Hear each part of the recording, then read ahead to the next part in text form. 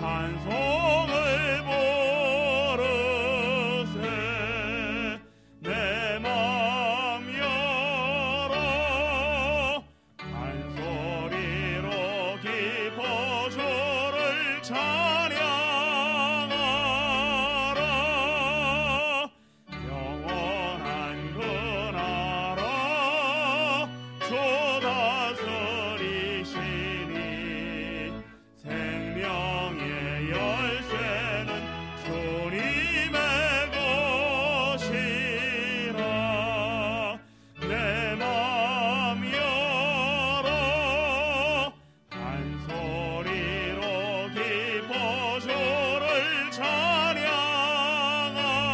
찬양하라 새 짐을 벗으러 주 앞에 가리니 마음에 영원한 기쁨이 넘친다 내 맘 열어 한 소리로 기뻐 주를 찬양하라 참 소망 가지고 그날을 기리며 주 다시 오실 때 기쁘게 맞으리 내 맘 열어 한 소리로 기뻐 주를 찬양하라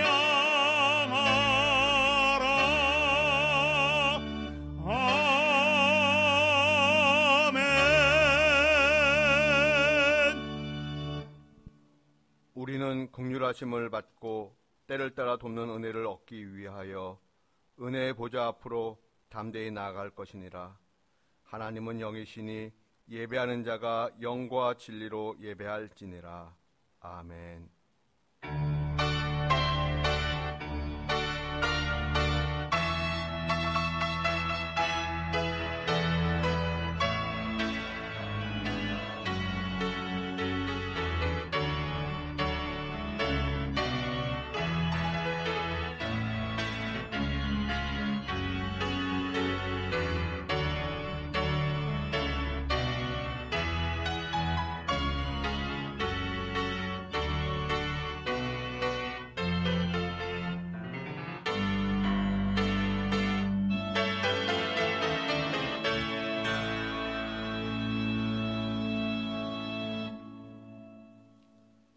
살아계신 하나님 감사드립니다.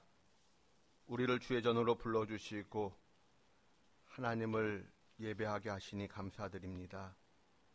예수님을 이 땅에 보내시고 십자가를 지게 하심으로 우리를 구원하여 주셨습니다. 아무런 공로 없는 저희를 하나님의 자녀 삼아 주시고 천국을 선물로 주셨습니다. 감사드립니다. 저희로 하여금 예수님의 사랑과 구원의 은혜를 더욱 깊이 알아가는 예배와 한 주간 되게 하여 주시옵소서. 성령 하나님께서 귀한 은혜들을 깨닫게 인도해 주시옵소서. 예수님의 이름으로 기원하옵나이다. 아멘. 성시교독은 84번입니다. 믿음은 바라는 것들의 실상이요 보이지 않는 것들의 증거니 선진들이 이로써 증거를 얻었느니라. 믿음으로 모든 세계가 하나님의 말씀으로 지어진 줄을 우리가 아나니 보이는 것은 나타난 것으로 말미암아 된 것이 아니니라. 믿음으로 아벨은 가인보다 더 나은 제사를 하나님께 드림으로 의로운 자라 하시는 증거를 얻었으니 하나님이 그 예물에 대하여 증언하심이라. 그가 죽었으나 그 믿음으로서 지금도 말하느니라. 믿음으로 에녹은 죽음을 보지 않고 옮겨졌으니 하나님이 그를 옮기심으로 다시 보이지 아니하였느니라. 그는 옮겨지기 전에 하나님을 기쁘시게 하는 자라 하는 증거를 받았느니라. 믿음이 없이는 하나님을 기쁘시게 못하나니 하나님께 나아가는 자는 반드시 그가 계신 것과 또한 그가 자기를 찾는 자들에게 상 주시는 이심을 믿어야 할지니라. 아멘. 참회의 기도를 드립니다. 하나님께서 원하시는 예배자로 서기 위하여 먼저 참회의 시간을 갖습니다. 저희의 허물과 죄악을 자복하고자 하오니 용서하여 주시옵소서. 하나님을 두려워하기보다는 사람들을 더 두려워했습니다. 하나님의 뜻을 실천하기보다는 내 생각을 주장할 때가 많았습니다. 마귀의 유혹에 쉽게 넘어지고 무너지는 저희의 모습이었습니다. 우리의 영혼 벌거벗은 모습 그대로를 주님 앞에 내어놓사오니 주여, 우리의 연약함과 부족함과 허물과 죄악을 용서하여 주시옵소서. 이제는 하나님과 저만이 아는 죄를 고백합니다.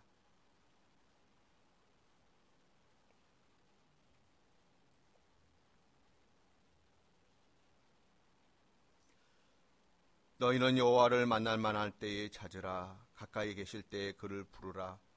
악인은 그의 길을, 불의한 자는 그의 생각을 버리고 여호와께로 돌아오라. 그리하면 그가 긍휼히 여기시리라. 우리 하나님께로 나아오라. 그가 너그럽게 용서하시리라. 그러므로 주 예수 그리스도 안에 있는 자에게 결코 정죄함이 없느니라.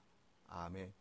이제는 우리의 신앙을 한 목소리로 고백하오니 나는 전능하신 아버지 하나님, 천지의 창조주를 믿습니다. 나는 그의 유일하신 아들, 우리 주 예수 그리스도를 믿습니다. 그는 성령으로 잉태되어 동정녀 마리아에게서 나시고 본디오 빌라도에게 고난을 받아 십자가에 못 박혀 죽으시고 장사된 지 사흘 만에 죽은 자 가운데서 다시 살아나셨으며 하늘에 오르셔 전능하신 아버지 하나님 우편에 앉아 계시다가 거기로부터 살아있는 자와 죽은 자를 심판하러 오십니다. 나는 성령을 믿으며 거룩한 공교회와 성도의 교제와 죄를 용서받는 것과 몸의 부활과 영생을 믿습니다. 아멘. 자리에 앉으셔서 찬송가 284장 찬송하겠습니다.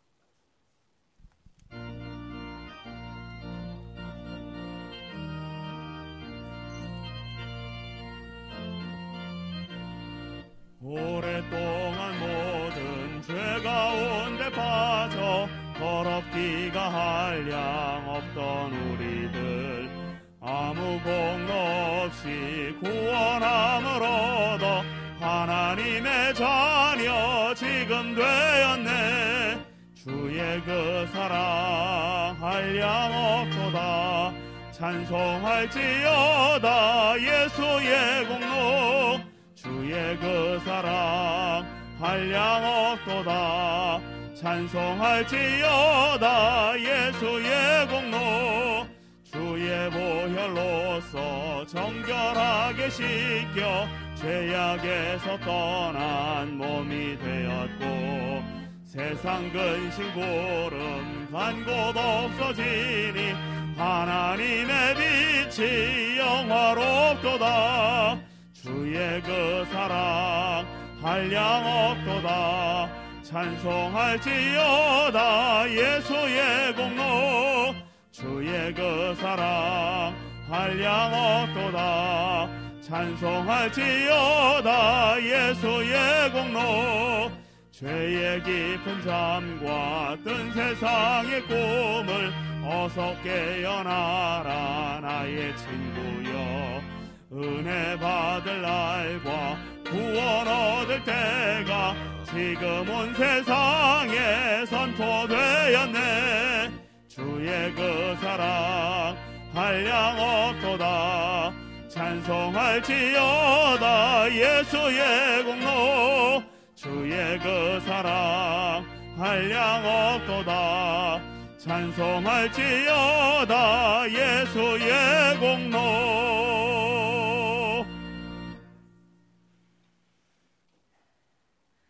만물을 지으시고 다스리시는 하나님 아버지, 저희를 지켜주셔서 제한된 인원이지만 성전에 모여 예배드릴 수 있음에 감사드립니다.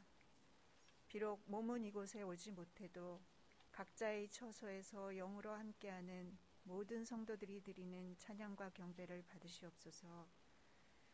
성전에 모두 모여 함께 나눌 수 있는 시간이 속히 오기를 기도합니다. 어려운 시기가 계속되면서 지치고 힘들어하는 이웃들과 이 시기에 헌신하는 모든 분들을 위로하여 주시고 힘 주시옵소서. 하나님, 불순종과 징계, 강구와 구원의 오역사를 여전히 반복하고 있는 저희를 불쌍히 여겨 주옵소서. 그러나 저희를 끝까지 붙드시고 놓지 않으시는 하나님만 바라보니 밝은 빛을 저희에게 비추사 저희의 죄과를 들여다보게 하시고 회개하게 하시어 하나님만 바라보는 하나님의 자녀로 살게 하옵소서. 저희 한 사람 한 사람을 이곳 드림 성전으로 불러주시어 하나님 안에서 가족이 되게 하시고 기쁨을 함께하게 하시며 또 슬픔을 함께하고 위로하게 하시니 참 감사합니다. 또 서로의 아픔과 필요를 위하여 간절한 기도로 함께하게 하시니 또 감사합니다. 드림 모든 성도들이 하나님 심으신 나무가 되어 자는 동안에도 받는 복을 밖으로 흘려보내는 드림교회가 되기를 기도합니다. 이곳 드림교회에 세워주신 담임 목사님을 늘 지켜주시고 성령의 능력을 더딥혀 주사 저희 드림교회에 주신 사역을 기쁨으로 감당하게 하여 주시고 늘 평안과 감사가 넘치는 가정이 되게 하여 주시며 동역하시는 목사님들과 전도사님들께도 같은 은혜를 허락하여 주옵소서. 또 드림당회가 늘 하나님께서 친히 인도하시는 하나님 기뻐하시는 당회가 되기를 기도합니다. 우리의 자녀들이 그곳에서 양분을 먹고 자라야 할 주일학교의 모임, 장년들 간의 구역 모임, 그리고 교회 안의 모든 대소 모임들을 위하여 기도하오니 모이기 힘든 이 때가 영적인 침체가 아니라 자신과 하나님과의 관계에 더욱 집중하는 시간이 되도록 은혜를 베풀어 주옵소서. 데우스 학교를 위한 하나님의 계획 또한 이루어 가시기를 기도합니다. 열방에서 복음을 전하려 애쓰시는 선교사님들과 지하교회들을 기억하여 주옵소서. 재난, 정치, 종교적 갈등 등으로 고난받고 있는 세계 곳곳의 아픔 또한 위로하여 주옵소서. 가정가정의 구원을 위하여 드리는 기도, 연로하신 부모님과 자녀들을 위해 드리는 기도, 이웃을 위한 기도 등 저희가 드리는 모든 기도에 귀 기울이시는 하나님 아버지, 하나님의 때와 장소에서 그리고 하나님의 방법으로 이 모든 것 이루실 것을 믿습니다. 이제 목사님께서 대언하시는 말씀을 듣습니다. 여러 주간에 거쳐 십계명의 말씀을 듣고 있습니다. 이 시간 저희의 마음밭을 주장하시사 이 계명들에 하나하나 집중하게 하시어 지금 우리가 서 있는 곳에서 하나님을 사랑하고 이웃 사랑하기를 실천하는 구체적인 일들을 깨닫고 다짐하는 귀한 시간이 되게 하옵소서. 모든 것에 감사드리며 예수님 이름으로 기도합니다. 아멘.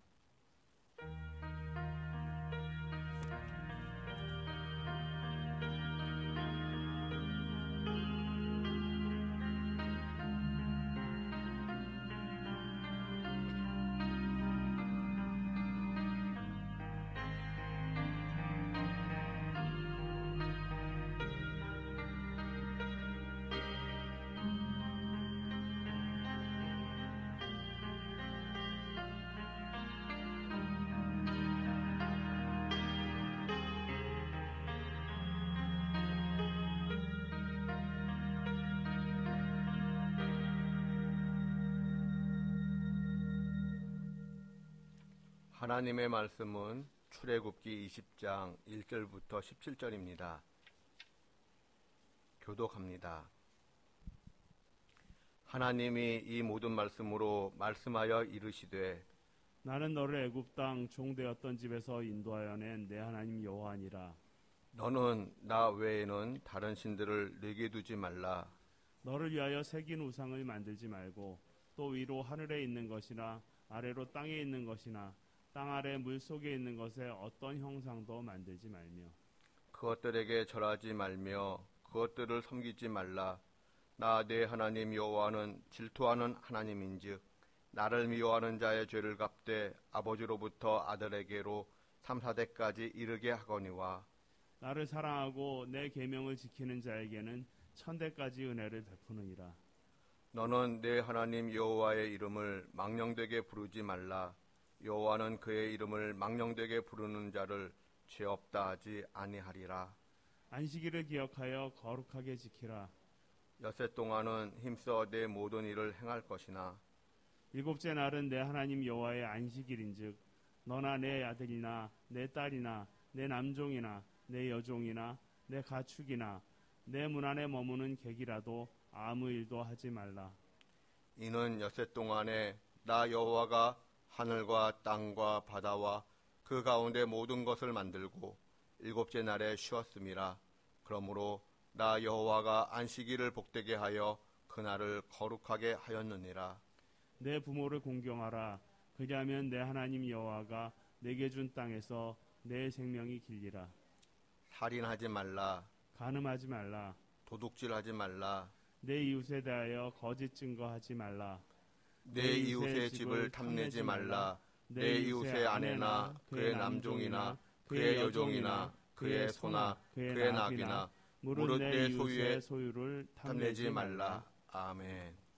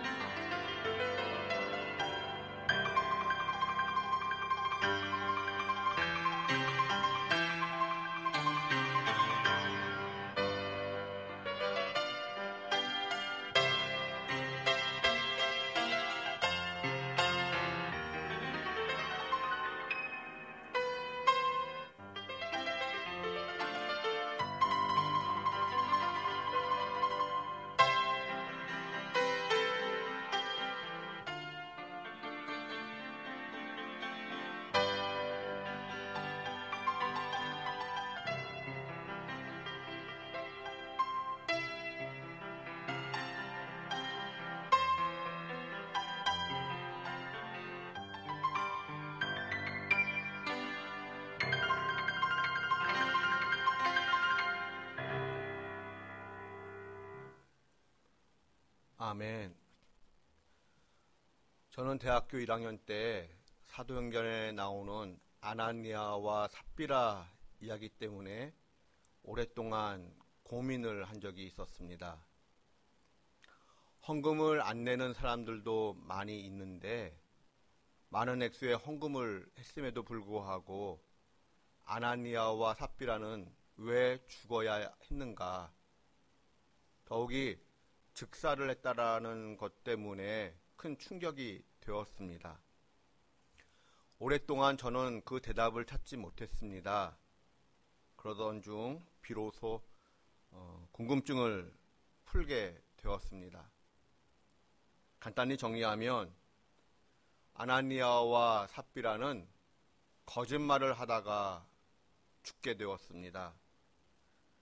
이 헌금은 땅을 판 값의 일부라고 이야기했어야 했는데 사람들로부터 칭송을 받고 싶은 욕심에 이 헌금은 땅 판 값의 전부입니다 라고 거짓말을 했다라는 것입니다.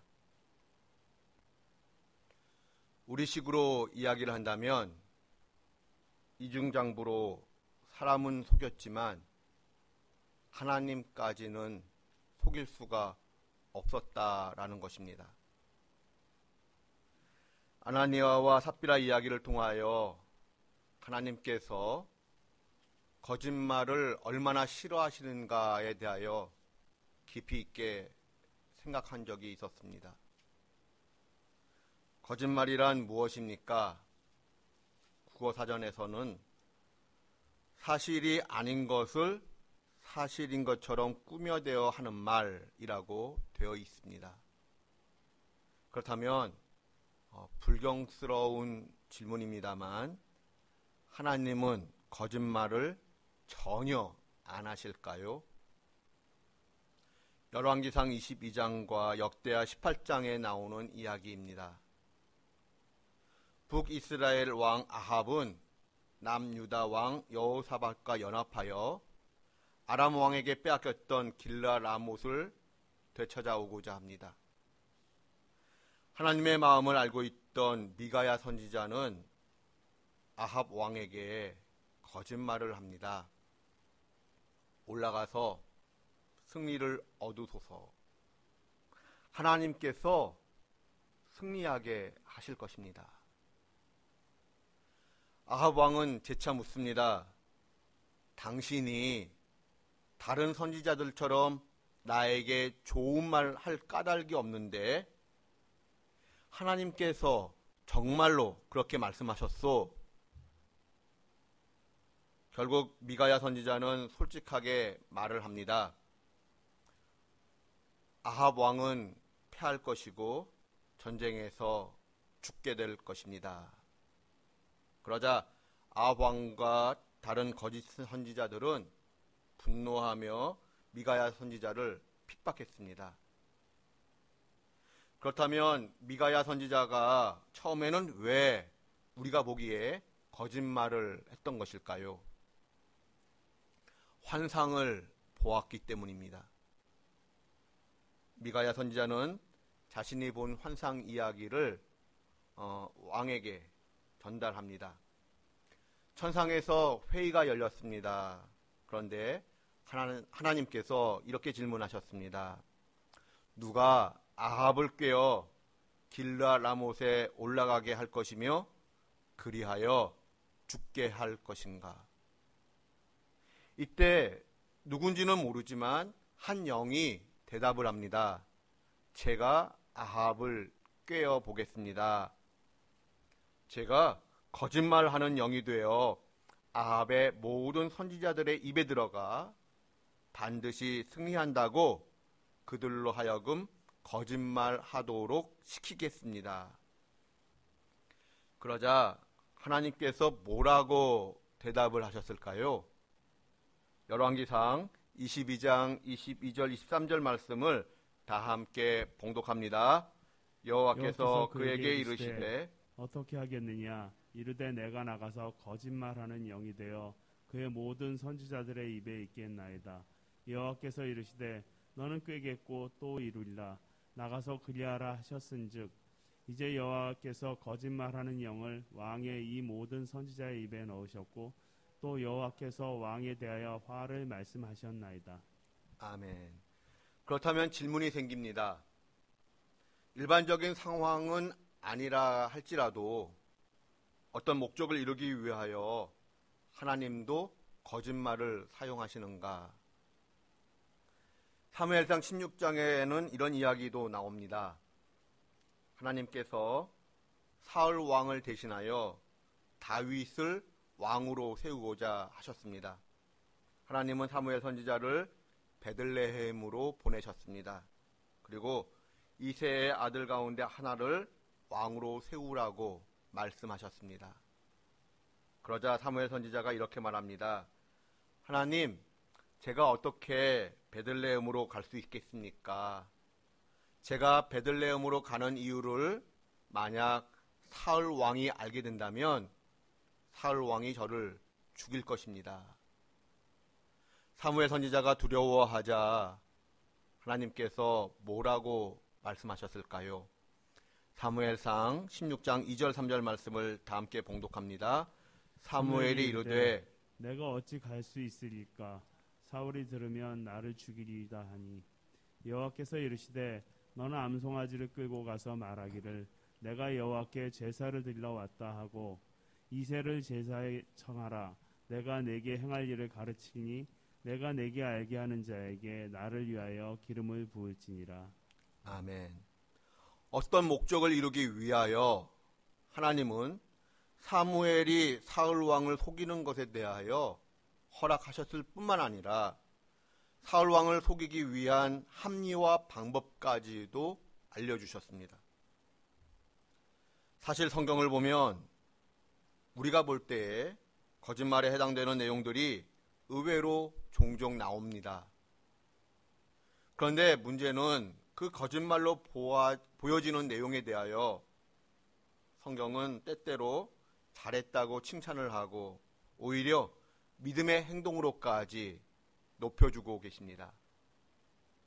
대표적으로 출애굽기 1장에 나오는 히브리 3파의 이야기입니다. 애굽 왕이 명령하기를 이스라엘 사람들이 아들을 낳으면 모두 죽이라고 명령을 했습니다. 그러나 3파들은 하나님을 두려워한 까닭에 왕의 명령을 어기고 남자 아기들을 히브리 사람들의 남자 아기들을 모두 살려 주었습니다. 바로 왕이 화가 나서 3파들을 신문하자 3파들은 거짓말로 둘러댑니다. 그런데 그 일이 있은 후 하나님은 거짓말을 한 3파들에게 은혜를 베푸셨습니다. 여호수아 2장에는 이런 이야기가 나옵니다. 라합 이야기인데 라합은 여리고성에 침투한 정탐꾼을 살리기 위하여 거짓말을 합니다. 결과야 어떠했든지 간에 여리고성 사람들의 입장에서 볼 때 라합의 거짓말은 반역자의 거짓말로 볼 수 있습니다. 그러나 성경의 평가는 무엇입니까? 히브리서와 야고보서를 보면 행함이 있는 믿음으로 칭찬을 하고 있습니다. 이와 같이 성경을 보면 거짓말의 범주로 보이는 말과 행동이 용인될 때가 있습니다. 그럼에도 불구하고 성경 곳곳에는 거짓말을 하지 말라라는 명령의 말씀이 반복되고 있습니다. 여러 번 반복되고 있습니다. 그렇다면 우리가 여기서 무엇을 알 수 있겠습니까? 우리가 거짓말이라는 단어를 사용하고는 있지만 하나님께서 생각하시는 참과 거짓의 정의와 구분, 그리고 사람들이 생각하는 참과 거짓의 정의와 구분이 다를 수 있다라는 것입니다.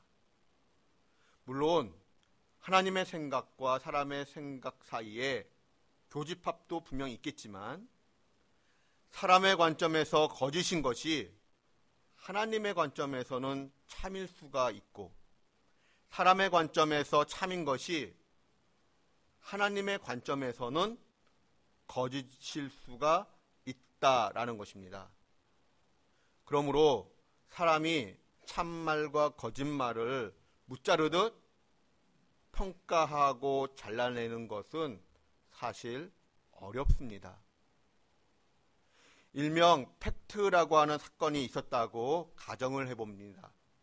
그런데 그 팩트라는 사건을 우리가 말과 글을 통해 전달하려는 순간 전달자의 주관적 판단이 들어갈 수밖에 없습니다. 이것은 어쩔 수 없는 현상이고 인간의 한계입니다. 예를 들어 아주 객관적인 역사 기술이 가능할까요? 역사란 무엇인가라는 책에서 저자인 이에치 카그는 이런 말을 했습니다. 역사학 쪽에서는 고전에 해당되는 유명한 책인데, 역사적 사실은 역사가가 과거의 어떠한 사실을 역사적 사실로 선택할 때 존재할 수 있다.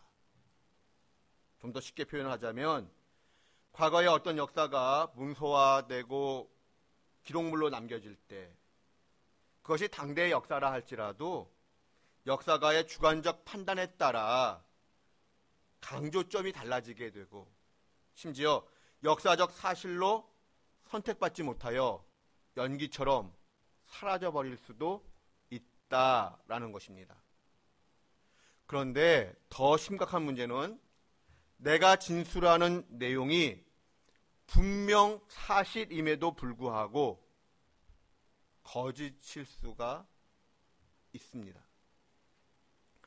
저는 교통사고 비율이 몇 대 몇인가라고 하는 이렇게 설명하는 유튜브 방송을 가끔 봅니다. 하나의 블랙박스를 통하여 분명 누가 가해자이고 누가 피해자인지 명확해집니다. 그런데 말입니다. 분명 하나의 사건입니다.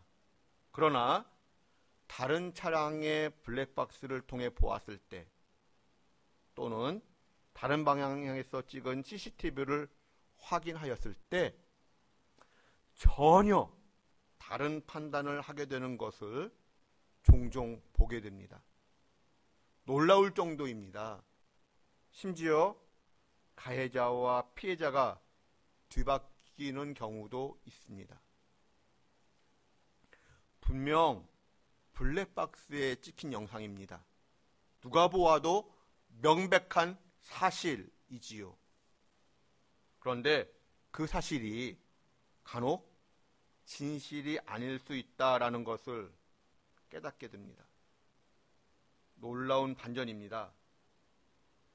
그러므로 시공간의 제한을 가진 모든 면에 있어서 유한한 우리 인간이 참과 거짓을 논한다는 것 자체가 상당히 불완전할 수밖에 없다라는 것을 인정하게 됩니다. 사람이 각자의 소견을 따라 옳고 그름을 말할 수밖에 없는 현실이지만 결코 척도가 될 수 없는 인간의 한계를 인정한다면 우리는 하나님께서 말씀하시는 것에 근거하여 옳고 그름을 말하고자 하는 삶의 태도, 삶의 자세를 갖추어야 합니다. 무엇이 거짓말인가 라고 할 때 하나님께서 하지 말라고 말씀하시는 거짓말은 거짓말이고 비록 한계를 가진 인간의 이해를 돕기 위하여 거짓말이라는 단어가 사용되었지만 또는 거짓말과 같은 형태를 취하고는 있지만 시공간을 초월하여 진리의 영이신 하나님께서 성경을 통하여 긍정으로 드러내시는 말씀은 결코 거짓말이 될 수 없다라는 것입니다. 진리의 영이신 하나님께서 거짓말할 수는 없습니다. 무슨 이야기인지 이해되시는지요? 엉뚱한 이야기 같습니다만 작년과 올해를 거치면서 제가 한동안 고민하였던 내용을 설교 본문을 이렇게 묵상하면서 이렇게 정리해 본 것입니다. 우리가 성경의 가치관을 따르고자 한다면 성경의 용례를 통하여 하나님의 관점에서 거짓말과 거짓말이 아닌 것을 먼저 구분하고 하나님께서 하지 말라고 말씀하시는 그 거짓말을 하지 않기 위하여 우리는 부단히 노력해야 합니다. 사람이 거짓말하지 않고 이 세상을 살아갈 수 있을까요? 학자들의 연구 결과를 따르면 그것은 불가능한 것 같습니다. 사람은 자기도 모르는 사이에 거짓말을 하게 되는데 심지어 8분마다 거짓말을 한다라는 학자도 있습니다. 그래서일까요? 인간을 호모팔락스, 즉 속이는 인간으로 규정하는 학자도 있습니다. 삶의 현장에서 윤리적 기준을 높이고 거짓말하지 않는 삶을 산다는 것이 너무 어렵고 힘들고 심지어 괴롭다라는 생각마저 느낀 적이 있습니다. 이러한 현실 앞에서 하나님께서 하지 말라고 말씀하시는 그 거짓말에 대한 교훈을 구계명을 통하여 확인해 보고자 합니다. 하나님께서 말씀하십니다. 내 이웃에 대하여 거짓 증거하지 말라. 여기서 히브리어의 단어적 용례를 고려하면 구계명은 법정을 배경으로 합니다. 즉 법정에서 거짓말로 증언함으로써 이웃을 억울하게 만드는 일을 이야기하는 것입니다. 요즘에는 과학적인 수사 기법을 통해 객관적인 증거들이 재판에 사용됩니다. 하지만 옛날에는 사람들의 증언에 의존하는 재판들이 많았지요. 그러므로 거짓 증언은 사람의 생명을 억울하게 빼앗는 치명적인 범죄가 될 수도 있었습니다. 대표적인 사례가 나봇의 포도원 이야기입니다. 아합 왕이 나봇의 포도원을 뺏고 싶은 욕심이 생겼습니다. 이러한 왕의 마음을 읽은 왕비 이세벨이 모략을 짜냅니다. 사람들을 시켜 나봇이 하나님과 왕을 저주했다라고 거짓 증인들을 만들어낸 것입니다. 매수했습니다. 이 일로 인하여 나봇은 재판에 넘겨져 죽임을 당하게 됩니다. 이와 같이 구계명의 1차적 의미는 내가 만약 법정에서 증인으로 서게 되었을 때 이웃을 해하려는 목적을 가지고 거짓말을 해서는 아니 된다라는 뜻을 가집니다. 그런데 이스라엘 백성들도 그렇고 또한 우리들도 그렇고 평상시에 법정에 서는 일이 흔한 일은 아닐 것입니다. 그러므로 구계명이 10계명으로 주어졌다라는 것은 일상생활 속에서 이웃을 해하려는 악한 목적을 가지고 거짓말을 해서는 아니 된다라는 뜻이고 하물며 법정에서는 더욱 그러하다라는 뜻입니다. 이러한 하나님의 마음을 헤아릴 때 구계명에서의 거짓말이라 함은 이웃을 해하려는 악한 목적을 가지고 이웃의 생명과 존재의 자유됨을 빼앗는 모든 말과 행동을 농축시키는 상징하는 핵심 단어입니다. 그러므로 구계명에서 거짓말의 판단 기준은 무엇입니까? 억울하게 이웃을 해치고자 하는 악한 의도와 목적이 있었는가라는 것입니다. 만약 이웃을 해치려는 악한 의도와 목적이 있었다면 혹 그것이 사실이고 참말이라 할지라도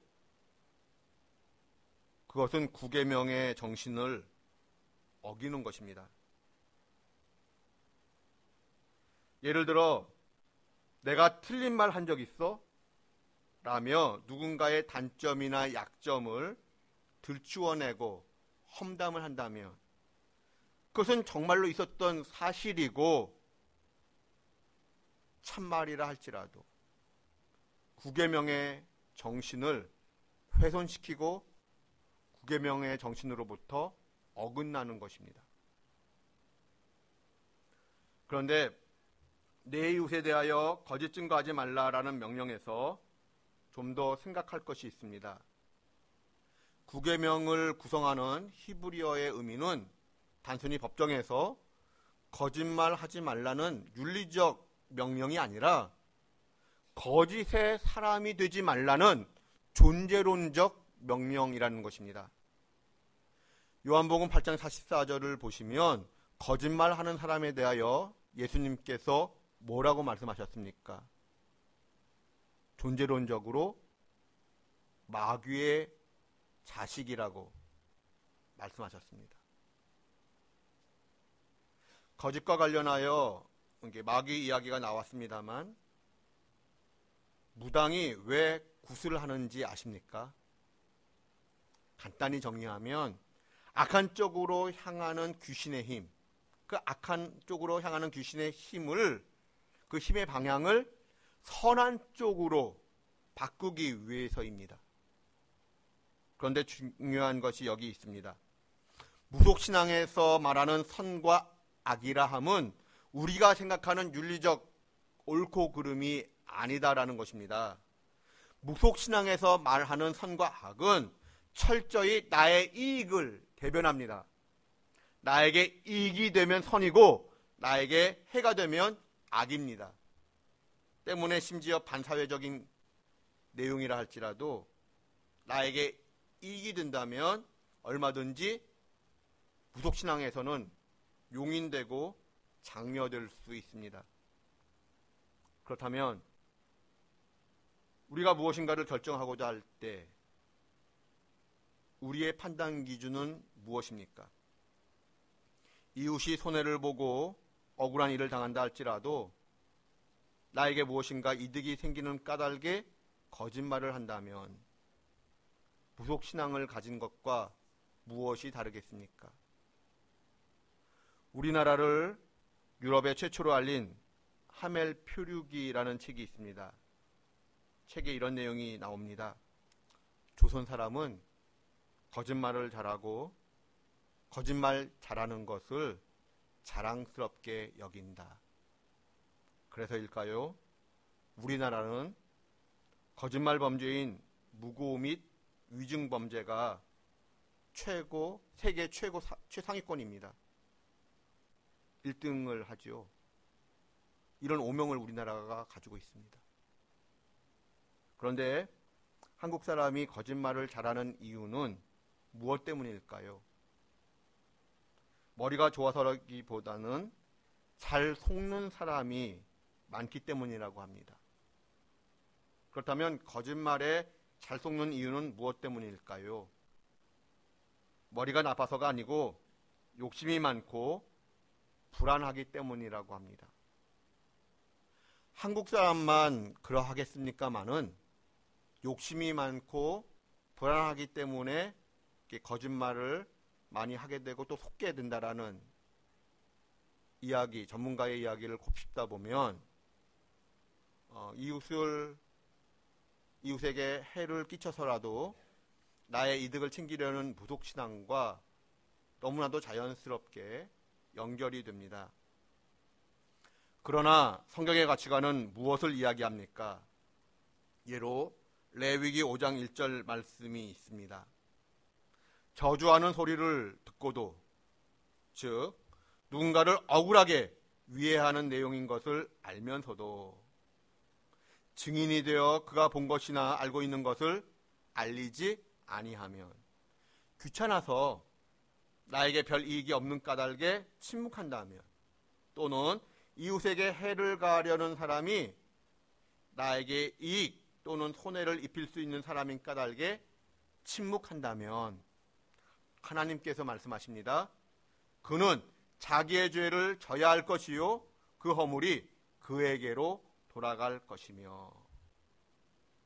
디모데후서 3장을 보시면 말세에 되어질 일들이 나타나는 현상들이 기록되어 있습니다. 13절 말씀을 다 함께 봉독합니다. 악한 사람들과 속이는 자들은 더욱 악하여져서 속이기도 하고 속기도 하나니. 아멘. 이러한 삶의 자리에서 우리 믿음의 사람들이 서로 해야 할 역할이 있다면, 일들이 있다면 무엇이겠습니까? 그것은 서로가 서로를 지켜주고 보호해주는 일입니다. 내가 이웃을 해하려고 거짓말을 포함하여 악한 시도를 아니할 뿐만 아니라 누군가가 이웃을 해하려는 악한 시도를 하지 못하도록 막아서는 것입니다. 그리하여 이웃의 생명과 존재의 자유를 지켜주는 것입니다. 더 나아가 긍정적으로는 이웃의 생명을 보호하고 존재의 자유됨을 누릴 수 있도록 서로가 서로를 격려하고 칭찬하는 것입니다. 이웃을 사랑하고 살리기 위하여 에베소서 4장의 말씀과 같이 거짓을 버리고 참말을 해야 하는 것입니다. 그렇다면 참된 말이란 무엇입니까? 참된 말이란 당연히 사실에 기초한 말이어야 합니다. 그러나 겉으로 드러난 사실보다 더 중요한 진실이 있습니다. 지금의 사실적 모습은 혹 거짓말에 가까운 부족함이 있다 할지라도 이웃의 생명을 보호하고 존재의 자유됨을 누리게 하기 위하여 진실된 마음이 담겨진 격려의 말을 한다면 그 진실된 마음에 근거하여 응원하고 칭찬하는 말이라고 한다면 그것은 참된 말입니다. 우스갯소리지만 결혼식에 가서 신부가 가장 아름답다고 이야기를 해야지 못생겼다고 주관적 판단을 이야기하면 덕이 되겠습니까? 예를 든다면 말입니다. 참말을 한다고 해서 신랑 신부의 단점들을 나열하는 것, 그것이 덕이 되겠습니까? 우리는 참된 말을 함으로써 이웃을 해하려고 미친 듯 날뛰는 마귀의 권세와 발악을 방해하고 막아서야 합니다. 하나님의 사람을 무너뜨리려고 발악하는 마귀의 권세를 멈추게 해야 합니다. 이제 설교를 마무리합니다. 하나님이 보시기에 무엇이 선한 것이고 무엇이 악한 것인지 분별하는 능력, 분별하는 지혜가 우리에게 필요합니다. 이 말과 행동이 이웃을 억울하게 해하려는 목적인지 이웃의 생명을 보호하고 존재의 자유됨을 누리게 하려는 목적인지 분별하고 구별하는 능력과 지혜가 우리에게 필요합니다. 신발 속에 들어간 모래 한 알의 힘을 아시는지요? 내가 모래 한 알이 되어 악이 함부로 판치지 못하도록 살리는 말, 참된 말을 하며 거룩함을 추구하는 저와 여러분 되실 수 있기를 주님의 이름으로 축원드립니다. 기도하겠습니다. 하나님께서 금지하시는 거짓말은 하지 않는 하나님의 사람 되게 하여 주시옵소서. 이웃의 생명을 보호하고 존재의 자유됨을 누리도록 돕는 살리는 말, 참된 말을 하는 저희들 되게 하여 주시옵소서. 예수님의 이름으로 기도드립니다. 아멘. 찬송 주여 진실하게 하소서 찬송하겠습니다.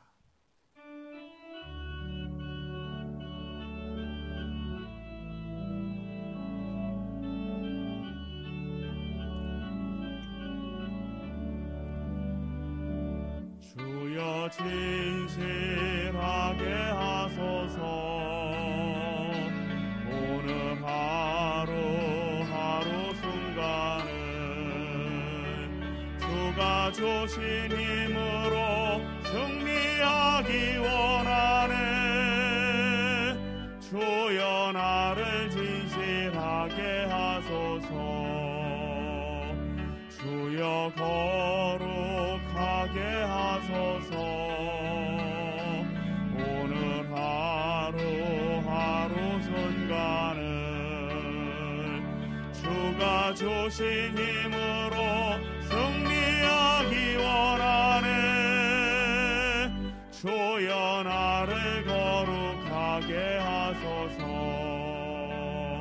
주여 진실하게 하소서 오늘 하루 순간을 주가 주신 힘으로 승리하기 원하네. 주여 나를 진실하게 하소서 주여 거룩하게 하소서 오늘 하루 순간을 주가 주신 힘으로 승리하기 원하네. 주여 나를 거룩하게 하소서.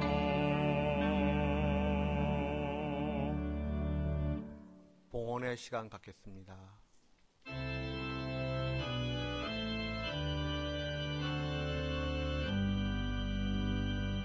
모든 것이 주께로부터 왔으니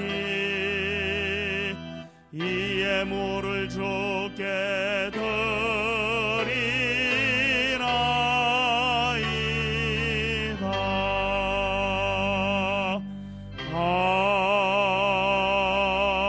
아멘.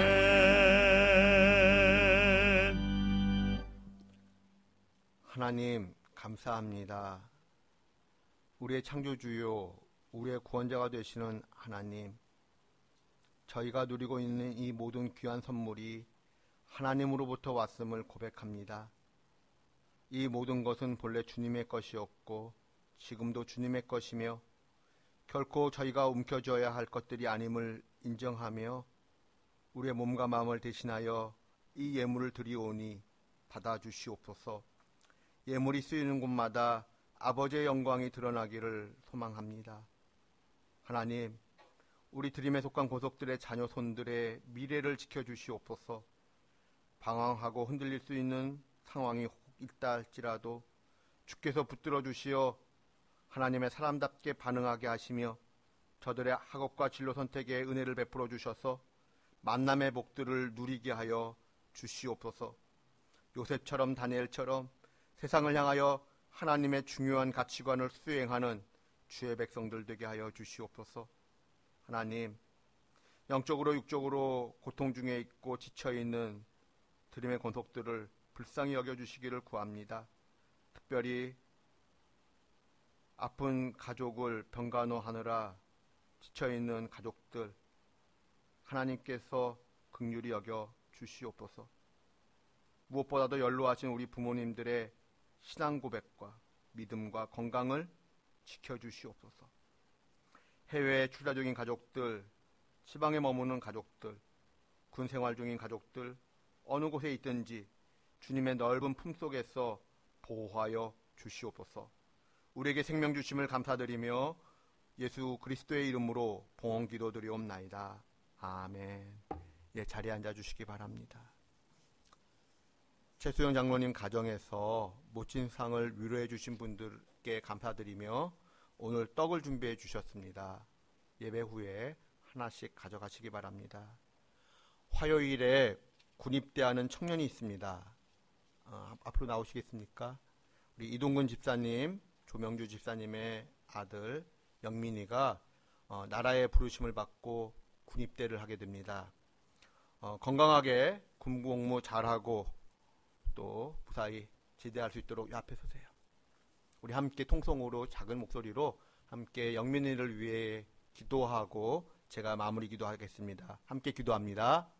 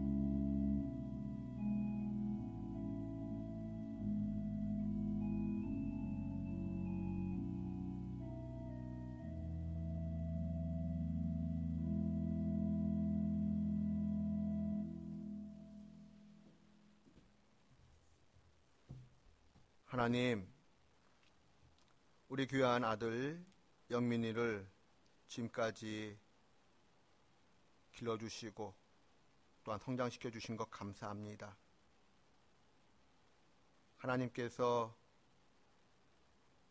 영민이를 하나님의 좋은 군사로 불러주셨을 뿐만 아니라 이 나라와 이 민족을 위하여 국방의 의무를 감당하는 좋은 군사로 불러주시니 감사드립니다.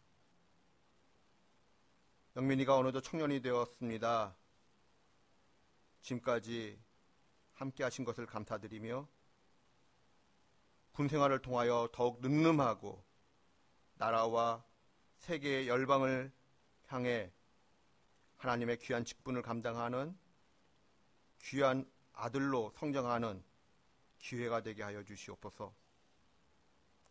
건강한 몸으로 군에 갈 수 있게 된 것도 하나님의 복임을 깨닫게 하시고 자유 대한민국을 지키는 일이 그리스도인으로서 자랑스러운 일임을 깨닫게 하여 주시옵소서. 이제부터 출발하는 군생활 속에 주님께서 늘 동행해 주시고 엄격한 훈련과 규율에도 잘 적응하며 다치는 일 없도록 지켜주시옵소서. 영민이를 군대에 보내며 기도하는 부모님의 마음도 헤아려 주시옵소서. 또한 이미 군생활할 중에 있는 우리 드림의 우리 청년들도 하나님께서 지켜주시옵소서. 지대하는 그날까지 영민이를 안전하게 건강하게 지켜주시기를 기다리며 예수님의 이름으로 기도드립니다. 아멘. 우리 함께 우리 축복송 부르겠습니다.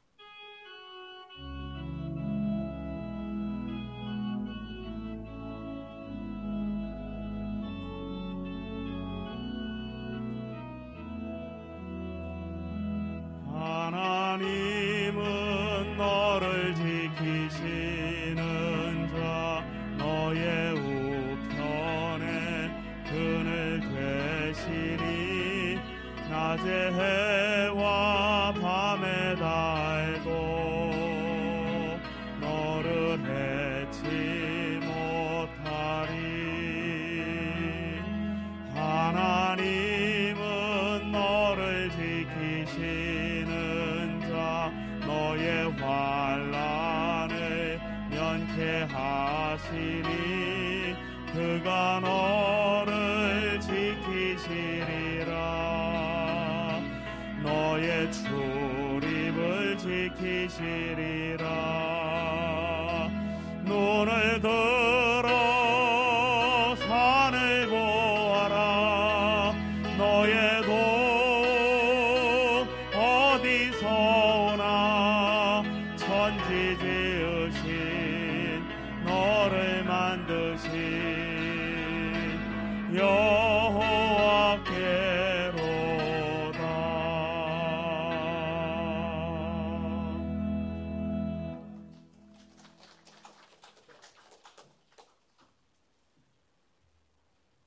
군에 가 있는 우리 청년들을 위해서 계속 기도해 주시기를 부탁드립니다.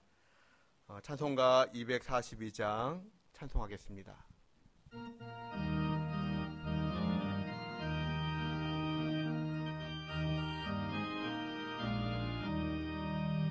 황무지가 장미꽃같이 피는 것을 볼 때에 구속함에 노래 부르며 거룩한 길 다니리. 거기 거룩한 그 길에 검은 구름 없으니 낮과 같이 맑고 밝은 거룩한 길 다니리. 하나님의 아름다움과 그의 영광 볼 때에 모든 괴로움 잊어버리고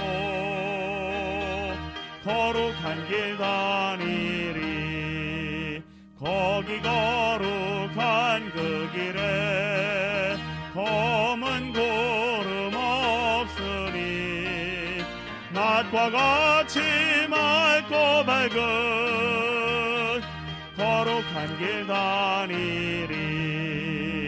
마른 땅에 샘물 터지고 사막에 물 흐를 때 기쁨으로 찬송 부르며 거룩한 길 다니리. 거기 거룩한 그 길에 검은 구름 없으니 낮과 같이 맑고 밝은 거룩한 길 다니리. 거기 악한 짐승 없으니 두려울 것 없겠네. 평안함과 즐거움으로 거룩한 길 다니리. 거기 거룩한 그 길에 검은 구름 없으니 낮과 같이 맑고 밝은 거룩한 길 다니리. 거기 죄인 전혀 없으니 거룩한 자뿐이라. 주님 주신 면류관 쓰고 거룩한 길 다니리. 거기 거룩한 그 길에 검은 구름 없으니 낮과 같이 맑고 밝은 거룩한 길 다니리. 우리 주 예수 그리스도의 은혜와 하나님의 크신 사랑과 성령의 교제하심이, 하나님께서 금지하시는 거짓말은 입 밖에도 내지 않고자 부단히 애를 쓰는 가운데 이웃의 생명을 보호하고 존재의 자유됨을 누릴 수 있는 살리는 말, 참된 말을 이웃과 나누기를 기다리는 우리 드림의 권속들 한 분 한 분의 삶과 가정과 일터 위에, 우리 조국 대한민국의 미래와 번영 위에, 특별히 저 북녘의 지하교회 성도들과 세계 열방에서 오늘도 핍박 가운데 있는 하나님의 백성들, 그리고 또한 그들을 위로하고 직접 돕고자 하는 선교사님들의 사역 위에, 그리고 이제 군 입대를 앞두고 있는 영민이 위에 지금부터 영원까지 늘 함께 하시기를 간절히 축원하옵나이다. 아멘.